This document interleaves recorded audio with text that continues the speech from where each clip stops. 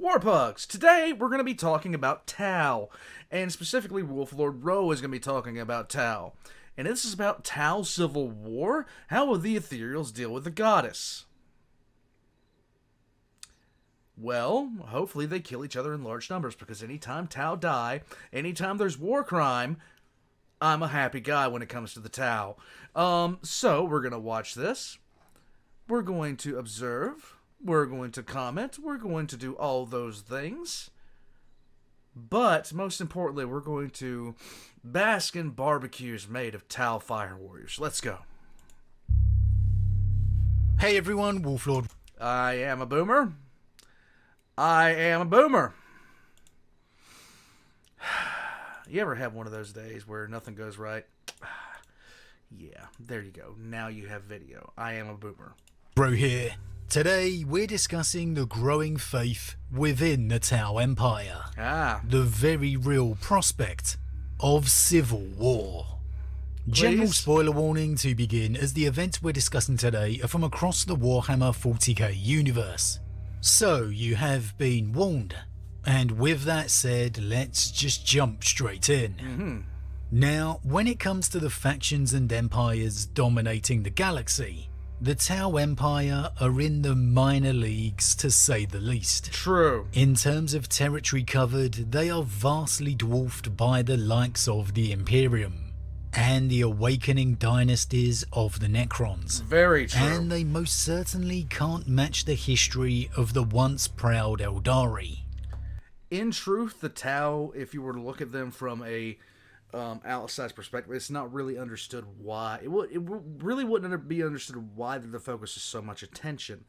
The space they occupy is actually on the level of the Eldar themselves. That's how little they actually matter in the long run, population-wise. However, unlike these larger star-spanning empires, the Tau are growing and expanding at a rapid rate. Their advanced technology makes them a formidable proposition upon the battlefield.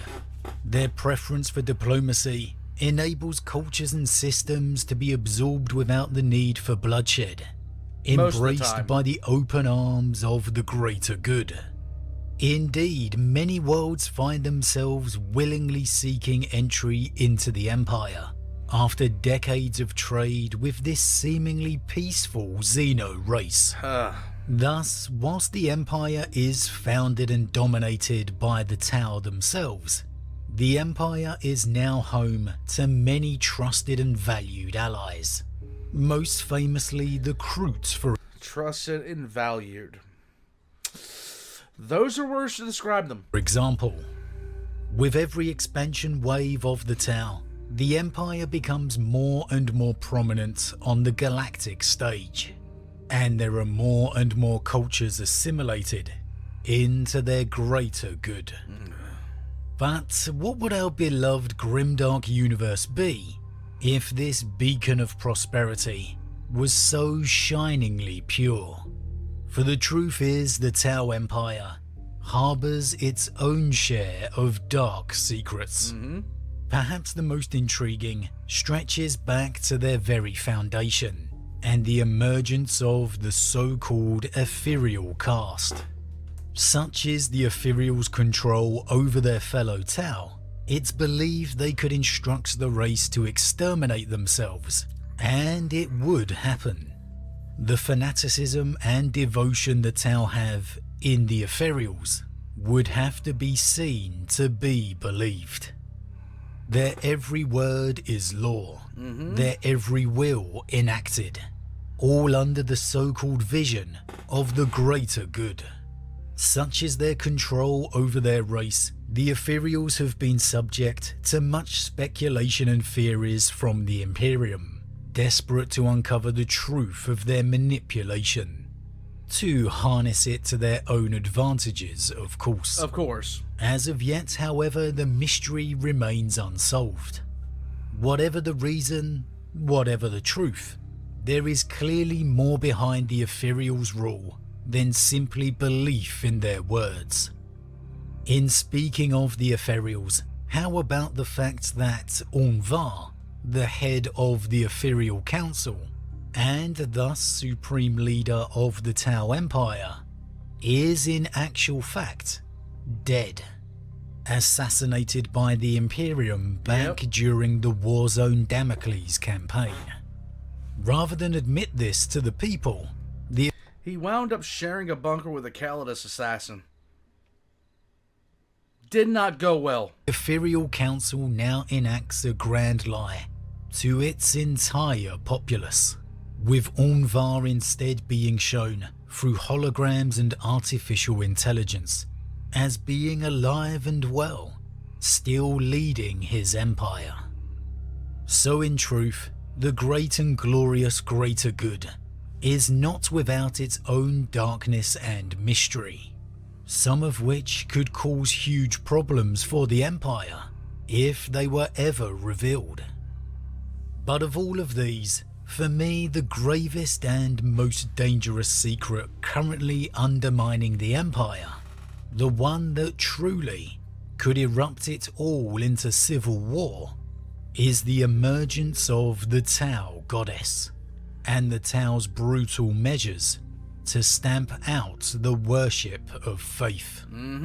Back during the Fourth Sphere expansion of the Tau Empire, the fleet was tragically lost when pulled into the Immaterium. However, during the events of the novel War of Secrets, it was unveiled the Fourth Sphere had actually survived its terrors in the warp, some of it at least after devastating losses, by being saved by an apparent Tau god, a multi-limbed faceless being sharing Tau and human features alike. Now the Tau are a non-psychic race, and they adhere by the philosophy of the greater good, the strict caste system implemented by the Ethereals. They don't have faith, gods. This was all eradicated by the Ethereals. And so the survivors of the Fourth Sphere correctly summarize that this blasphemy of the greater good, this god, was a result of the worship of their non-Tau allies. And beneath Commander Surestrike, leader of the Fourth Sphere, they began exterminating their non-Tau allies. Trusted and valued until you're not valued anymore. Secretly using them as cannon fodder within battles, or even more appallingly, ordering outright extermination. Now this went unnoticed by the wider empire due to the Fourth Sphere's isolation across the Startide Nexus, essentially being the other side of a wormhole. However, this is where things begin to get interesting, because the Fourth Sphere was reunited with the rest of the Empire, and thus the Fifth Sphere was launched beneath Commander Shadowsun, who, crossing the Nexus, also took overall command of the Fourth. So it was within the events of her novel Shadowsun the Patient Hunter, Shadowsun not only becomes aware of Surestrike and the Fourth's heinous actions, the massacres they enacted against their so-called allies, but also the reason why. Now, we'll dive into Shadowsun's personal growth in this regard soon, because it's absolutely fascinating, and I'm thinking about doing a Tau special week, a little recognition for one of the most overlooked factions. Overlooked? However, for now, in a nutshell, although at overlooked for extermination, yes. First to ordering the destruction of human temples worshipping the Tau Va, the greater good, Shadowsun entirely disagrees with Surestrike's brutal massacres. And through the course of her journey, she witnesses the benefit that this faith worship can bring, even interacting with this new goddess, who, having saved Shadowsun, asks her for only one thing: to survive. And it all ends with Shadowsun cancelling her orders to destroy the human temples, seemingly decided to allow this faith, this goddess, to blossom. And this not only opens up huge questions for the future of the Tau Empire, Yes. but it also leaves it precariously balanced. Firstly, if knowledge of the Fourth Sphere's atrocities were to escape, if the massacres were to become known across the Empire, this could obviously cause huge problems. Not only would it cause problems for the Tau, for the humans currently existing in Tau space, it would cause massive problems. Like, the Imperium would have a field day with this. The Imperium would have an absolute field day with this. Worlds of their allied races, if not the factions as a whole, could revolt in uproar, demanding justice, or even withdrawal from the Tau Empire entirely. It could legitimately shatter the Tau Empire into a civil war. For it's not simply the humans who have joined the Empire that worship this Tau Va. The Kroot, the Nikasar, who knows how many more, and who knows how many died at the hands of their supposed Tau allies. True. How the Ethereals deal with the Fourth Sphere could perhaps provide the answer. At this time, it remains under Shadow Sun's overall command, though Commander Surestrike is still at the head of the Fourth Sphere itself, simply being answerable to Commander Shadow Sun. That's not exactly a punishment for Surestrike I think would go down well once knowledge of the wider events escape. The Ethereal Council could be digging their own grave here, though perhaps more repercussions are to come. But then that really leads on to the wider question. How are the Ethereal Council going to react to this Tau Va goddess? This worship of faith within their empire? My gut reaction is they would be entirely against it. For the most part, cultures that entered the Empire were allowed to somewhat keep their own beliefs. However now, with their worship birthing a goddess of the greater good, that really changes everything. Well, not only that, they would be okay with religion being practiced, but they would, in the same manner that they encouraged people to follow the greater good that weren't exactly on board when they essentially took over a planet, through the methods that they essentially they would, the methods they use are downright bastard is the best words I can use for it. It's extermination in the nicest way possible, for the most part. But they would encourage people away from their religion in much the same fashion. Oh, you still practice your religion? Well, I guess you're not embracing the greater good enough. You don't get access to pretty much. And eventually the cost of staying in the religion that you were in before you joined the Tau Empire outweighs like everything else, is outweighed by everything else. So you step away from religion because you're forced to, or else bad things happen. You starve, your children starve, you're kept out of it's basically the shits. The way the Tau operate is devious, to say the absolute least, and they never get enough credit for how much of a bastard group they are. The Imperium is worse, but the Tau are there, guys. Again, it was the Ethereals who implemented the strict caste system across the entirety of Tau society, strictly adhering all their people into one caste or another. Fire, the warriors. Earth, the engineers and labourers. Water, the politicians and diplomats. And air, the pilots and crewmen of the starships. The Tau are locked within their castes.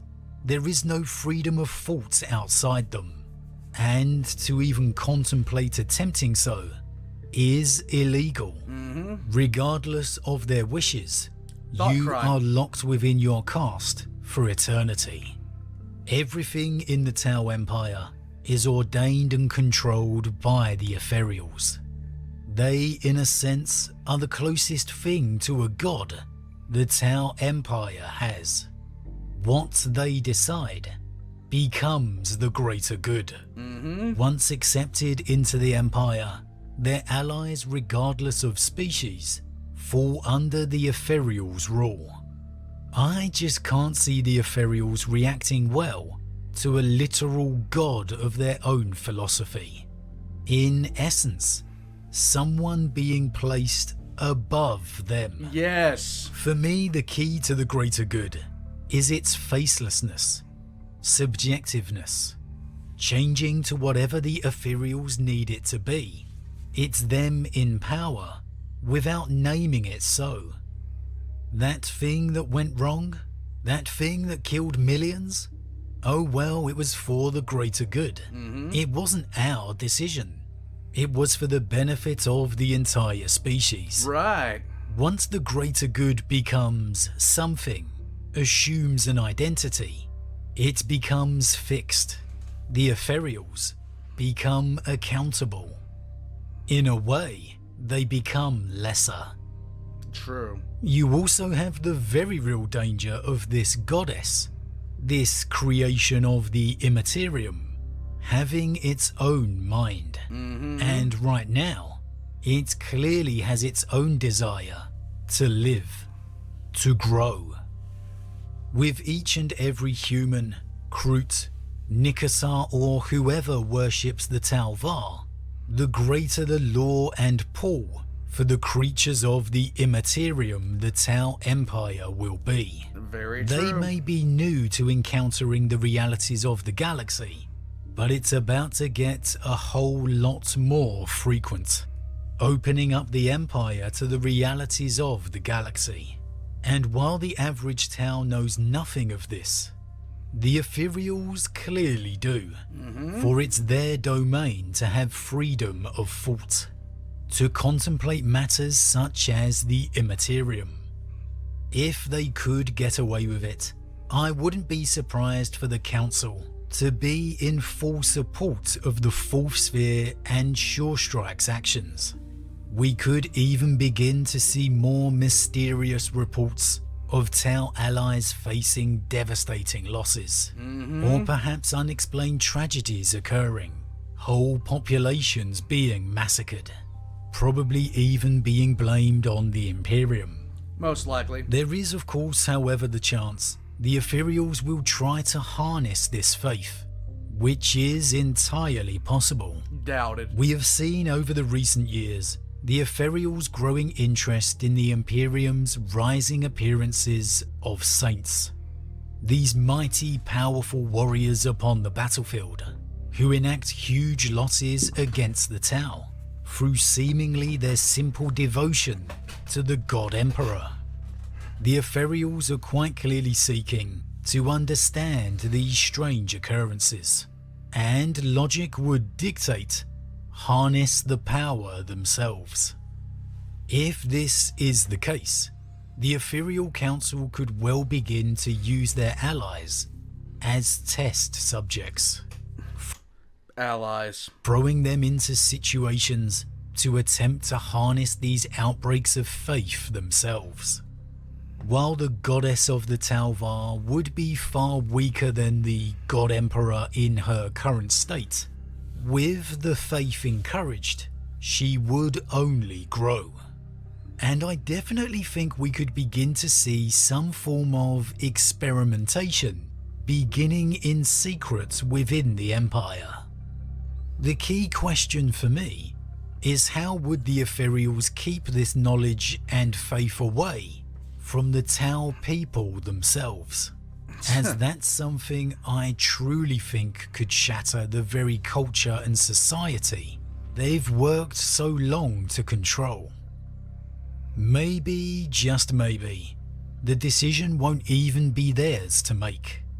For with Shadow Sun now accepting the worship of faith amongst their allies, having spoken with the goddess Talvar herself, perhaps in her, the knowledge of faith, and more importantly the belief of it, will begin to spread throughout the rest of the Tau. Though they aren't a psychic race, the simple introduction of this could irrevocably change their society. True. It all places the Ethereals in a very tricky position. Attempt to stamp it out, and they unknowingly could have their own supreme military commander turning against them. If they experiment with it, they face the prospect of their allies revolting against them if word escapes. Or unlikely, the Ethereals could accept it and risk the ruination of the greater good caste system entirely. And with that, the possibility of losing their own power. One way or another, you can't help but feel a civil war of sorts for the Tau Empire could just be verging on the horizon. And most surprisingly of all, it could be led by the fanatically loyal Commander Shadow Sun. As always everyone, what do you think? Just how do you think the Ethereals are going to react to this goddess of the greater good? What does Shadow Sun's acceptance of this new god mean for her future? And more importantly, that of the Empire. Could this lead her into the one conflict she never dreamed she could face? One with the Ethereals. And what does the Ethereal interest in the faith of the Imperium mean for faith within their own empire? Could they maybe experiment with this, even though it could risk changing everything? As always, leave your thoughts in the comments below. Huge thank you to all my subscribers. Your support truly means a lot to me, it really does. If you Okay, so my thoughts on this. The Tau Ethereal Cast has for thousands of years maintained themselves as pretty much the saviors of the Tau Empire. They would not welcome a goddess. They would not welcome a goddess. In fact, they'd probably do everything they could to strive against it. And the simple reason behind that is, like he said, the Ethereals don't want anybody above them. They don't want to be second guessed. Right now, they hold a position of absolute power within Tau society. Anything that would challenge that gets even removed very fast. The sheer fact that when they order the basically the culling of all the worshippers of this deity, if news of this gets out, it's going to have an immediate effect on those in Tau society that are not Tau. So all of the little helpers that the Tau have, they're going to look at this and see what happened. And there's only so much spin you can put on the Imperium itself. Of course, if they got their hands on this, knowledge, it would just be an absolute field day. Go ahead, join the Tau. Look at what they'll do to you the second that you are not good Guavessa anymore. So it didn't surprise me when I found out that the Tau had exterminated a whole bunch of humans that had pretty much prayed a greater good deity into existence. It didn't surprise me at all that they were all getting wiped out. Not even in the slightest. But what if this reaches the greater Tau Empire? Now, the Tau themselves as a species, they're going to be head over heels for the Ethereal, sniffing their ass crack the entire way through. It doesn't really matter. What it's really going to come down to is what the allies of the Tau are going to do when they find out about this, if they ever find out about it. The Tau could be facing their very own version of the Horus Heresy at this point. Guys, Wolf Lord Rho's links are going to be in the description down below. Go check him out. I'm going to be putting my own links down below as well. anything that's bad for the Tau makes me happy. And you guys know this. I will catch you guys next time, where hopefully, in the next couple of book series about the Tau, we find out that, half their species has been wiped out, and they're on the verge of being taken over by the Imperium. One can dream. Nukes for days. Bye, guys.